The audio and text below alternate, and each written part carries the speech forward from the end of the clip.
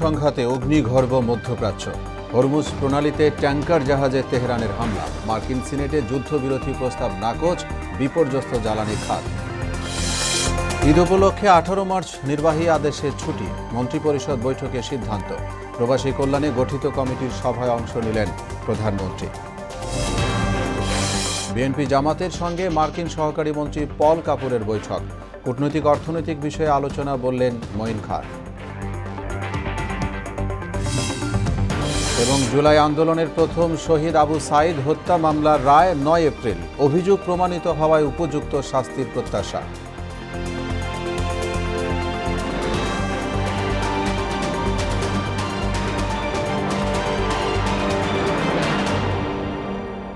আসসালামু আলাইকুম। আমন্ত্রণ মোহনা সংবাদে। এতক্ষণ শুনছিলেন শিরোনাম, সঙ্গে আছি মোহাম্মদ ওয়ালিউল্লাহ। যাচ্ছি পুরো খবরে। প্রতি মুহূর্তে ভয়ানক দিকে মোড় নিচ্ছে মধ্যপ্রাচ্যের উত্তেজনা, যা গোটা বিশ্বের জন্যই অশনি সংকেত। ইরানের ইসলামী বিপ্লবী গার্ড আইআরজিসির দাবি, যুক্তরাষ্ট্র ইসরায়েলের গুরুত্বপূর্ণ লক্ষ্যবস্তুতে আঘাত হানার পাশাপাশি 7টির বেশি উন্নত রাডার ধ্বংস করা হয়েছে। একই সময় হরমুজ প্রণালীতে একটি ট্যাঙ্কার জাহাজে ক্ষেপণাস্ত্র হামলার ঘটনা ঘটেছে, যেখানে থাকা 24 জন ক্রুকে উদ্ধার করেছে ওমান নৌবাহিনী। এদিকে ট্রাম্পের যুদ্ধ ঘোষণার ক্ষমতা সীমিত করতে সিনেটে আনা প্রস্তাব নাকচ হয়ে গেছে। বিস্তারিত জানাচ্ছেন প্রিয়াঙ্কা নিতু। ইরানের ইসলামী বিপ্লবী গার্ড বাহিনী আইআরজিসির দাবি, তারা অপারেশন ট্রু প্রমিস 4-এর 17তম ধাপ সম্পন্ন করেছে, যে অভিযানে মধ্যপ্রাচ্যে যুক্তরাষ্ট্র ও ইসরায়েলের গুরুত্বপূর্ণ লক্ষ্যবস্তুতে আঘাত হানা হয়েছে এবং 7টির বেশি উন্নত রাডার ধ্বংস করা হয়েছে। এছাড়া যুক্তরাষ্ট্রের থার্ড ক্ষেপণাস্ত্র প্রতিরক্ষা ব্যবস্থা ভেদ করে ইসরায়েলের যুদ্ধ মন্ত্রণালয়ের ভবন ও বেন গুরিয়ন বিমানবন্দরে হামলা চালানো হয়েছে। প্রায় 100 ঘণ্টা ধরে দখলকৃত অঞ্চলে সাইরেন বাজছে এবং বাসিন্দারা আশ্রয় কেন্দ্রে অবস্থান করতে বাধ্য হয়েছেন বলে জানায় আইআরজিসি। এদিকে হরমুজ প্রণালীতে একটি ট্যাঙ্কার জাহাজে ক্ষেপণাস্ত্র হামলার ঘটনা ঘটেছে। জাহাজের 24 জন ক্রুকে ওমানের নৌবাহিনী উদ্ধার করেছে। এতে কয়েকজন আহত হয়েছে। এছাড়া কুয়েত উপকূলে ড্রোন হামলায় আরেকটি তেলবাহী জাহাজ ডুবে যায়। অন্যদিকে ইরানে হামলা চালানোর ক্ষেত্রে মার্কিন প্রেসিডেন্ট ডোনাল্ড ট্রাম্পের যুদ্ধ ক্ষমতা সীমিত করার প্রস্তাব মার্কিন সিনেটে পাশ হয়নি। 100 সদস্যের মধ্যে 52 জন প্রস্তাবের বিপক্ষে এবং 47 জন পক্ষে ভোট দিয়েছেন। মধ্যপ্রাচ্যে নিরাপত্তা পরিস্থিতি আরও সংকটাপন্ন হয়ে উঠেছে। আন্তর্জাতিক সম্প্রদায় এই ঘটনার প্রতি গভীর উদ্বেগ প্রকাশ করেছে এবং পরিস্থিতি শান্ত করার জন্য কূটনৈতিক প্রচেষ্টা বাড়ানোর আহ্বান জানিয়েছে। প্রিয়াঙ্কা নিতু, মোহনা সংবাদ। ইরানে যুক্তরাষ্ট্র ইসরায়েলের সংঘাতের ফলে বিপর্যস্ত বৈশ্বিক জ্বালানি খাত। তেলের সরবরাহ যেমন কমেছে, তেমনি বেড়েছে দাম। তবে দেশের বাজারে এখনও কোনো প্রভাব না পড়লেও আতঙ্কিত সাধারণ মানুষ। আর যুদ্ধ দীর্ঘমেয়াদী হলে দেশে তেলের দাম নাগালের বাইরে চলে যাবে বলে মনে করছেন বিশেষজ্ঞরা। তবে পেট্রোলিয়াম কর্পোরেশনের দাবি, দেশে তেলের পর্যাপ্ত মজুত রয়েছে। বিজন কুমারের বিশেষ প্রতিবেদন। যুদ্ধের দামামায় কাঁপছে মধ্যপ্রাচ্য। এর উত্তাপ ছড়িয়ে পড়েছে বিশ্বজুড়েই। ইরান আর যুক্তরাষ্ট্র ইসরায়েলের হামলা পাল্টা হামলার মধ্যেই ইরানের কৌশল একটু ভিন্ন। জ্বালানি খাতকে চাপে ফেলে যুদ্ধের ময়দানে ফায়দা নিতেই ব্যস্ত ইরান। হরমুজ প্রণালী বন্ধ করে সে বার্তাই দিল ইরান। এরই মধ্যে তেল শোধনাগার আর গ্যাস ক্ষেত্র বন্ধের পাশাপাশি নিরাপত্তা জোরদার করেছে সৌদি আরব, কাতার, কুয়েত। ইরানও কড়া হুঁশিয়ারি দিয়েছে, মধ্যপ্রাচ্যের কোনো দেশ আকাশপথে হামলার অনুমতি দিলেই লক্ষ্যবস্তু হবে আর্থিক প্রতিষ্ঠান ও জ্বালানি খাত। এমন বাস্তবতায় দেশের বাজারে এখনো কোনো প্রভাব না পড়লেও আতঙ্কিত সাধারণ মানুষ। সংকট উত্তরণে সরকারকে এখনই প্রস্তুতি নেওয়ার আহ্বান জানান তারা। আমাদের যে তেল আছে, সে তেল হাইস্ট 10 দিন রিজার্ভে আছে। যেই আমরা যেহেতু রাইড শেয়ার করি, আমাদের তেল খুব প্রয়োজন। সবার মধ্যে এরকম একটা আতঙ্ক করতেছে যে মানে তেল বেশি করে নিয়ে ফেলাটাই হবে। বর্তমান সরকারকে উদ্দেশ্য করে বলবো, যারা এগুলা করে তারা যেন নাজেন করতে পারে। তবে দেশে প্রভাব না পড়লেও অস্থির বৈশ্বিক জ্বালানি খাত। এরই মধ্যে বেড়েছে দাম। তেলের বাজার নিয়ন্ত্রণে না রাখতে পারলে সবকিছুর ওপরই প্রভাব পড়বে বলে মনে করছেন জ্বালানি বিশেষজ্ঞরা। জ্বালানি এমন একটা জিনিস যেটার সাথে সবকিছু রিলেটেড। জ্বালানি সংকট যদি হয়, এটার সাথে অন্যান্য দ্রব্যমূল্যের মানে ঊর্ধ্বগতি একটা স্বাভাবিক ব্যাপার। সুতরাং সেই সংকটটা রয়েই গেছে। আমদানিকারক সংস্থা পেট্রোলিয়াম কর্পোরেশন বলছে এখনো ডিজেলের মজুদ রয়েছে 14 দিনের, আর অকটেনের 28, পেট্রোল 15, ফার্নেস ওয়েল 93 এবং জেট ওয়েলের মজুদ রয়েছে 1 মাসের। জানুয়ারি টু জুন আমাদের চুক্তি কমপ্লিট, এবং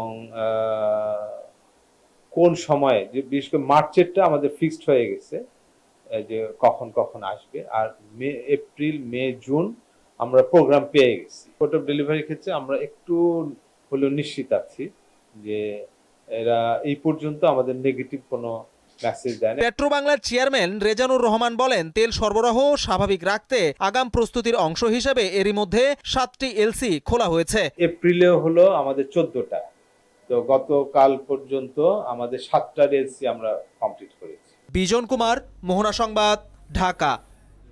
এবার ঈদে সরকারি ছুটি আরও বাড়ল। নির্বাহী আদেশে 18 মার্চ ছুটি ঘোষণা করল সরকার। সকালে সচিবালয়ে প্রধানমন্ত্রী তারেক রহমানের সভাপতিত্বে অনুষ্ঠিত দ্বিতীয় ক্যাবিনেট বৈঠকে এ সিদ্ধান্ত হয়। মন্ত্রিপরিষদ বিভাগে এ বৈঠকে অনুষ্ঠিত হয়। ঈদ ছুটি ছাড়াও সড়কে যাত্রী ভোগান্তি সহ সাম্প্রতিক নানা বিষয়বলি নিয়ে আলোচনা হয়েছে। এদিকে বৈদেশিক কর্মসংস্থান বৃদ্ধি ও প্রবাসী কল্যাণে গঠিত কমিটির সভায় অংশ নেন প্রধানমন্ত্রী। এরপর হাইটেক পার্ক ও আইসিটি সেন্টারগুলো পরিচালনার জন্য গঠিত কমিটির সভায় যোগ দিয়ে অগ্রগতির বিষয়ে খোঁজ নেন সরকার প্রধান। এ বিষয়ে আরও জানাতে সচিবালয় থেকে আমাদের সঙ্গে যোগ দেবেন সহকর্মী মফিউর রহমান। মফিউর, ক্যাবিনেট সভায় গৃহীত সিদ্ধান্ত বলবেন এবং সেই সাথে জানতে চাই প্রধানমন্ত্রীর আজকের কর্মসূচির বিষয়গুলো।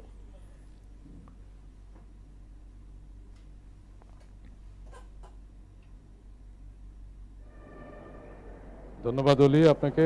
আপনি যেমনটি বলছিলেন যে এই মুহূর্তে আমি সচিবালয়ে আছি। আজকে প্রধানমন্ত্রী যথারীতি সকাল 9টার পরে সচিবালয়ে এসেছেন। আজকে তিনি গুরুত্বপূর্ণ দিনের যে বৈঠকটি করেছেন এটি হচ্ছে এই সরকারের দ্বিতীয় যে ক্যাবিনেট বৈঠক, সেটিতে তিনি সভাপতিত্ব করেছেন এবং সেখানে তিনি গুরুত্বপূর্ণ বেশ কিছু সিদ্ধান্ত হয়েছে। আমরা মন্ত্রীরা যারা বেরিয়েছেন তাদের সাথে কথা বলেছি। তাদের সাথে কথা বলে এখন পর্যন্ত যেটি জানতে পেরেছি যে যাত্রী ভোগান্তি কমাতে ঈদের ছুটি নিয়ে কথা হয়েছে। এছাড়া ঈদের ছুটি 17 তারিখ তো শবে বরাতের ছুটি ছিল, পাশাপাশি নির্বাহী আদেশে 18 তারিখেও ছুটি ঘোষণা করা হয়েছে। তাতে ছুটি 23 তারিখ পর্যন্ত হয়েছে। তাহলে ছুটিটি দাঁড়াচ্ছে যে 17 থেকে 23 তারিখ পর্যন্ত ঈদের ছুটি দাঁড়াচ্ছে। পাশাপাশি হচ্ছে আরেকটি সিদ্ধান্ত হয়েছে, যেটি হচ্ছে সরকারের ফ্যামিলি কার্ড, কৃষি কার্ড সহ যে সমস্ত অগ্রাধিকার প্রকল্পগুলো রয়েছে সেগুলো রাষ্ট্রপতির ভাষণে যেন অন্তর্ভুক্ত করা হয়, সে বিষয়ে একটি সিদ্ধান্ত হয়েছে। এটা ছিল মোটামুটি আজকে ক্যাবিনেটের সিদ্ধান্ত। এছাড়া আজকে প্রধানমন্ত্রী যে সমস্ত গুরুত্বপূর্ণ বৈঠকগুলো অংশ নিয়েছেন সেগুলো হচ্ছে বেলা 11:30টার দিকে যে বৈঠকটি হয়েছে সেখানে বৈদেশিক যে কর্মসংস্থান বিষয়ক মন্ত্রণালয় রয়েছে সেখানে বিদেশি কর্মসংস্থান আরও কী সৃষ্টি করা যায় সে বিষয়ে একটি বৈঠক হয়েছে। এছাড়া পরবর্তী যে বৈঠকটি 12:30টায় হওয়ার কথা সেটিতে যে বৈঠকটি হয়েছে সেখানে হচ্ছে হাইটেক পার্কের যে বিষয়গুলি রয়েছে সেখানে সে বিষয়টি উঠে এসেছে। এছাড়া সরকারের বিভিন্ন ক্ষেত্রে কর্মদক্ষতা বৃদ্ধি সহ নানা বিষয় আরেকটি বৈঠক 2টার সময় হওয়ার কথা রয়েছে। সেটি হলে আসলে সরকারের যে কর্মকর্তা-কর্মচারী রয়েছেন তাদের কর্মদক্ষতা কীভাবে আরও বাড়ানো যায় এবং সারা দেশে বাংলাদেশের যুবকদেরও কর্মদক্ষতা কীভাবে বাড়িয়ে তাদেরকে কাজে যোগদান করানো যায় সে বিষয়ে বৈঠকটিতে আলোচনা হবে বলে আমরা এই পর্যন্ত জানতে পেরেছি। অলি, এই ছিল সচিবালয় থেকে আমার কাছে সর্বশেষ অবস্থা। বাংলাদেশ জাতীয়তাবাদী দল বিএনপি এবং জামাতে ইসলামীর সঙ্গে বৈঠক করেছেন যুক্তরাষ্ট্রের দক্ষিণ ও মধ্য এশিয়া বিষয়ক সহকারী পররাষ্ট্রমন্ত্রী পল কাপুর। সকালে প্রথমে জামাতের 5 সদস্যের সঙ্গে বৈঠক করেন তিনি। এরপর গুলশানে বিএনপির 6 নেতার সঙ্গেও বৈঠক করেন। পরে বিএনপির স্থায়ী কমিটির সদস্য মঈন খান বলেন, অর্থনৈতিক এবং কূটনৈতিক সম্পর্ক এগিয়ে নেয়ার বিষয়ে আলোচনা হয়েছে। আজকে আমরা যে বিষয়গুলো নিয়ে আলোচনা করেছি সেগুলো মূলত দুটি দেশের জনগণের মধ্যে পারস্পরিক যে সম্পর্ক, সে সম্পর্কের বিষয়গুলো এবং ভবিষ্যৎ যে সরকার, সে সরকারের যে নীতিমালার বিষয়গুলো। এবং আপনারা জানেন যে আজকের বিশ্বে যে বিভিন্ন ধরনের যে ঘটনা প্রবাহ, সে সমস্ত কিছু সার্বিক বিষয় নিয়ে আমাদের সঙ্গে আলোচনা। 2024 সালে ছাত্র জনতার আন্দোলনে শহীদ আবু সাইদ হত্যা মামলার রায় ঘোষণা করা হবে আগামী 9 এপ্রিল। সকালে বিচারপতি নজরুল ইসলাম চৌধুরীর নেতৃত্বাধীন আন্তর্জাতিক অপরাধ ট্রাইব্যুনাল ২ রায়ের জন্য এই দিন ধার্য করেন। এ মামলায় বেগম রোকেয়া বিশ্ববিদ্যালয়ের সাবেক ভিসি হাসিবুর রহমান সহ মোট আসামি ৩০ জন। এর মধ্যে গ্রেফতার আছেন ৬ জন, বাকিরা পলাতক। আসামিদের বিরুদ্ধে নানা অভিযোগ সন্দেহাতীতভাবে প্রমাণে সক্ষম হওয়ায় উপযুক্ত শাস্তির আশা জানিয়েছেন প্রসিকিউটররা। আবু সাইদ হত্যা মামলার ৩ জন আসামির পক্ষে প্লিড করেছে এএসআই আমির হোসেন, কনস্টেবল সুজন চন্দ্র রায় এবং ২৯ নম্বর আসামি আপেল বেগম রোকেয়া বিশ্ববিদ্যালয়ের একজন স্টাফ হিসেবে অভিযুক্ত। তার দেহে গুলি বা কার্তুজের কোনো অনুপরিমাণ অস্তিত্ব নাই। গুলির কারণে আবু সাইদের মৃত্যু হয়নি। ৬ জন পুলিশ কর্তৃক আবু সাইদকে লাঠিচার্জ করা হয়েছে। আবু সাইদ একজন বীরত্বগাথা সম্পন্ন আন্দোলনকারী ছিলেন। দর্শক, এ বিষয়ে আরও জানাতে আন্তর্জাতিক অপরাধ ট্রাইব্যুনাল থেকে যোগ দেবেন সহকর্মী মুদাসির আলী। মুদাসির, আবু সাইদ হত্যা মামলার রায়ের তারিখ সহ অন্যান্য মামলার সবশেষ চিত্র কি জানাবেন আমাদের?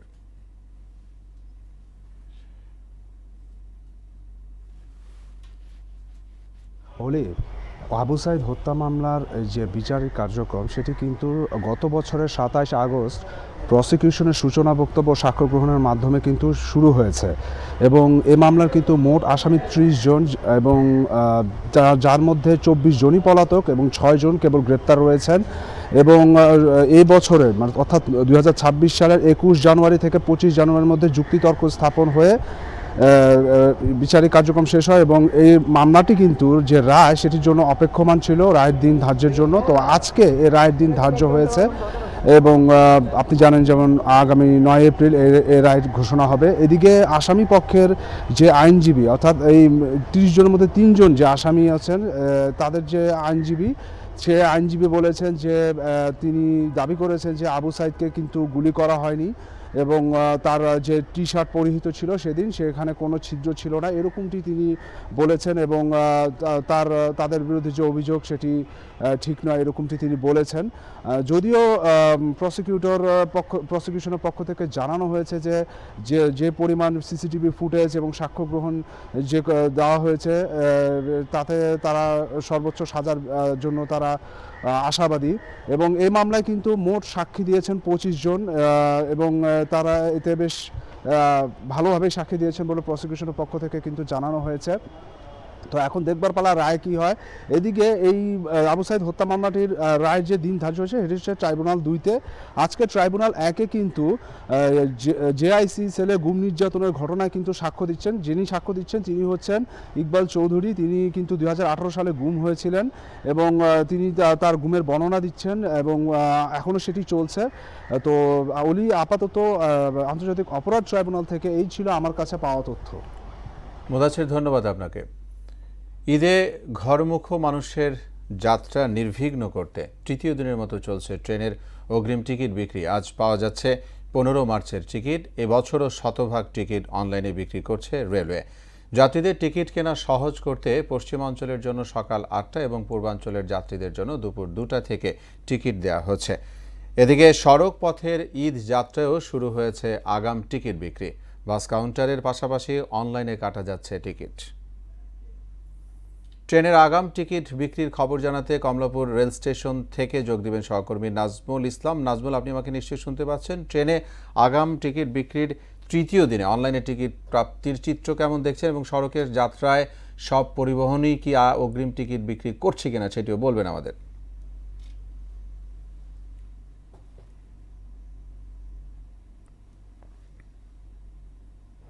এই মুহূর্তে আমি রয়েছি কমলাপুর রেলওয়ে স্টেশনে। ঈদের দিন যতই ঘনিয়ে আসছে ততই কিন্তু মানুষের মাঝে বাড়ি ফেরার যে একটা উৎসাহ উদ্দীপনা সেটি কিন্তু জেগে উঠেছে এবং মানুষের বাড়ি ফেরা নির্বিঘ্ন করতে ইতিমধ্যে কিন্তু বাংলাদেশ রেলওয়ে কর্তৃপক্ষ যে ঈদের যে অগ্রিম টিকিট সেটি কিন্তু বিক্রি শুরু করেছে। এবছরও কিন্তু শতভাগ টিকিট কিন্তু মূলত বিক্রি করা হচ্ছে অনলাইনে।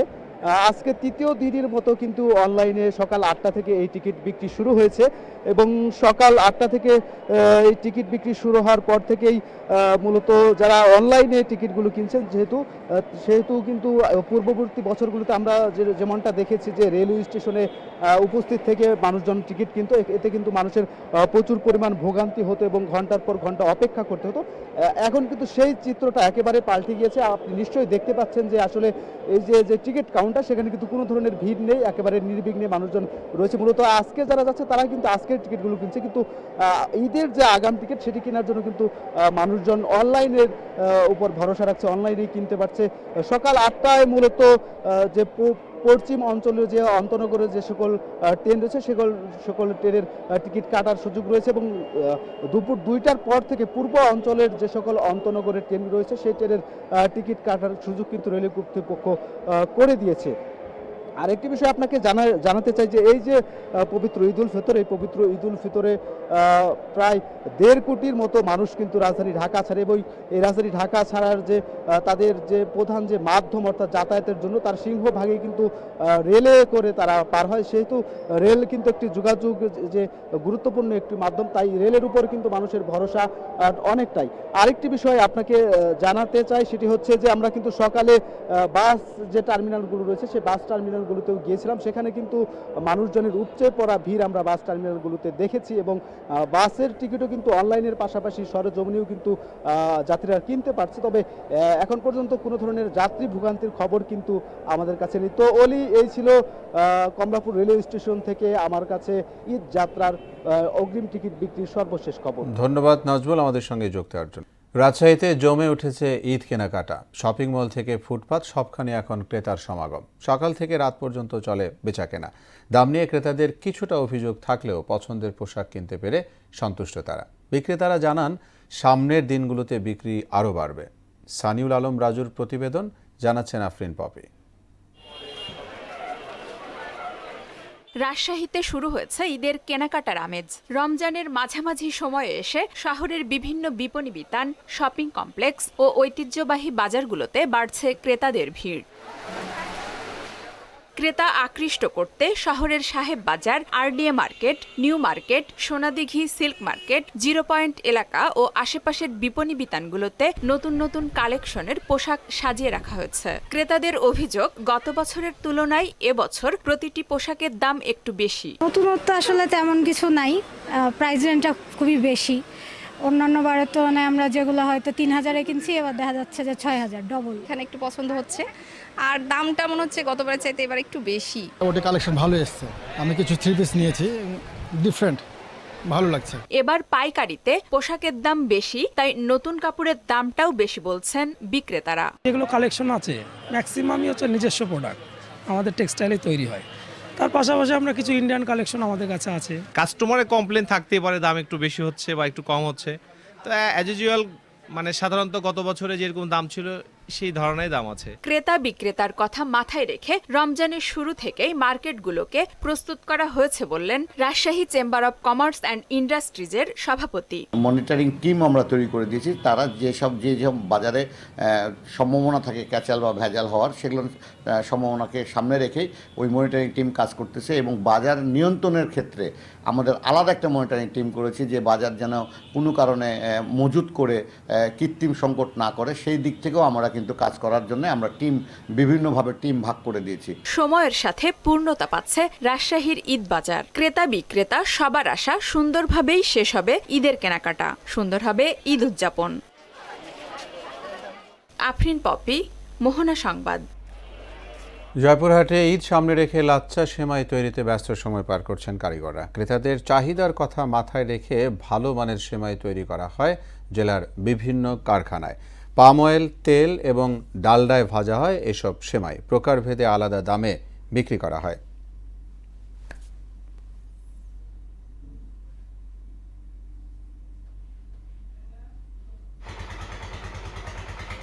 ঈদ মৌসুমে সেমাই তৈরি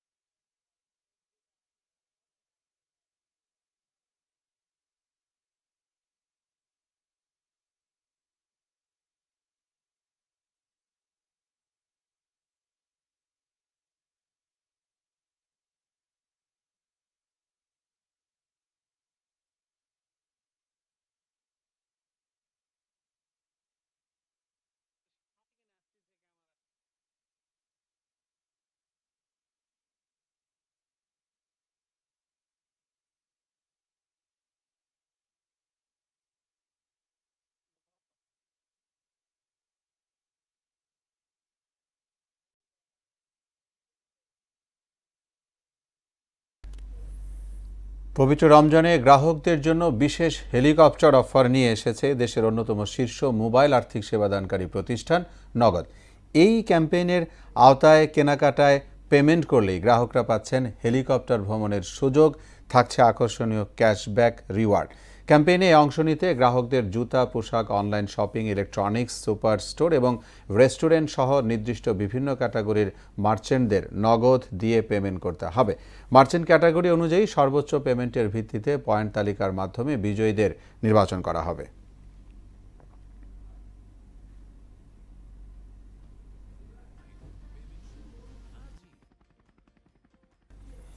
দর্শক, সেমাই তৈরির খবর জানতে যাব জয়পুরহাটে। সেখানে রয়েছেন সহকর্মী মিলন রায়হান, তিনি যোগ দিবেন আমাদের সঙ্গে। মিলন, সেমাই উৎপাদনে এই মুহূর্তের ব্যস্ততা কেমন দেখছেন? সামনে ঈদ ঘনিয়ে আসছে, জানতে চাই আপনার কাছে।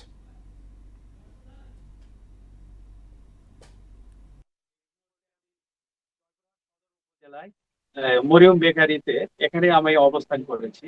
এই লাচ্ছা সেমাই ব্যস্ত সময় পার করছেন কারিগরেরা এবং এখানে যে সয়াবিন তেলে এবং ডালডাতে ভাজা অনেক সুস্বাদু লাচ্ছা তৈরি করতে ব্যস্ত সময় পার করতেছেন। আপনাকে যদি একটু দেখাতে চাই, এই যে লাচ্ছা সেমাই যে তৈরি করতেছেন, এখানে স্বাস্থ্যবিধি মেনেই তারা কাজ করতেছে। এখানে যে আমার যে অধিকারী আছে তার সাথে আমরা একটু কথা বলতে চাই, যদি আপনি বলতেন। আমি এখানে প্রতিষ্ঠানের স্বত্বাধিকারী, আর আমাদের এখানে সীমায় আমরা কোনো কেমিক্যাল, কোনো রং ছাড়া সীমায় আমরা তৈরি করার চেষ্টা করতেছি। আর পরিবেশ আর কি সরকারি নিয়ম অনুযায়ী পরিবেশ পরিচ্ছন্নভাবে কাজ করার চেষ্টা করতেছি। জি, আপনাকে আরো জানিয়ে রাখি, জয়পুরহাটে কিছুদিন আগে বেশ কয়েকটি কারখানায় ভ্রাম্যমাণ দিয়েছেন ভ্রাম্যমাণ আদালত। এখন এখানে তারা এখন স্বাস্থ্যবিধি মেনে তারা কাজ করতেছে। এই ছিল জয়পুরহাটের লাচ্ছা সেমাইয়ের সর্বশেষ খবর। জি মিলন, ধন্যবাদ আপনাকে আমাদের সঙ্গে যোগ দেওয়ার জন্য। এবারে খেলার খবর, ক্রিকেট। টি-20 বিশ্বকাপের দ্বিতীয় সেমিফাইনালে ইংল্যান্ডের বিপক্ষে মাঠে নামছে ভারত। মুম্বাইয়ে ওয়াংখেড়েতে ম্যাচ শুরু সন্ধ্যা 7:30টায়। ওয়াংখেড়েতে ভারতের সর্বশেষ 7টি ম্যাচের মধ্যে তারা 5টিতে জয় পেয়েছে। এর আগে 2024 সালে সেমিফাইনালে ইংল্যান্ডকে হারিয়ে ফাইনালে উঠেছিল ভারত। অন্যদিকে বিশ্বকাপে এখন পর্যন্ত ভালো ফর্মে ইংল্যান্ড, তবে প্রতিপক্ষ ভারত হওয়ায় বিশ্বকাপের ফাইনালে উঠতে নিজেদের সেরাটা দিয়ে লড়বে। এই ম্যাচের জয়ী দল আগামী 8 মার্চ আহমেদাবাদে ফাইনাল খেলবে নিউজিল্যান্ডের বিপক্ষে। এই ছিল এখনকার মতো সংবাদ। শেষ করব তার আগে শিরোনামগুলো জানাবো আবার একবার।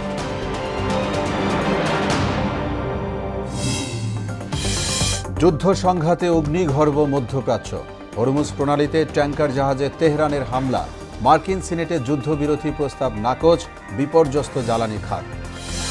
ঈদ উপলক্ষে 18 মার্চ নির্বাহী আদেশে ছুটি, মন্ত্রিপরিষদ বৈঠকে সিদ্ধান্ত। মন্ত্রণালয় প্রতিষ্ঠানকে বিদ্যুৎ ব্যবহারে সাশ্রয়ী হওয়ার পরামর্শ প্রধানমন্ত্রীর। বিএনপি জামাতের সঙ্গে মার্কিন সহকারী মন্ত্রী পল কাপুরের বৈঠক। কূটনৈতিক অর্থনৈতিক বিষয়ে আলোচনা বললেন মঈন খান। এবং জুলাই আন্দোলনের প্রথম শহীদ আবু সাইদ হত্যা মামলার রায় 9 এপ্রিল। সঠিক প্রমাণ উপস্থাপন করায় উপযুক্ত শাস্তির প্রত্যাশা প্রসিকিউশনের।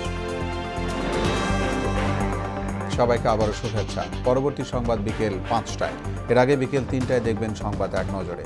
মোহনার সবশেষ খবর জানতে ভিজিট করুন www.mohana.tv। সংবাদ দেখতে পারেন ফেসবুক ও ইউটিউবে। এতক্ষণ সঙ্গে থাকায় ধন্যবাদ সবাই।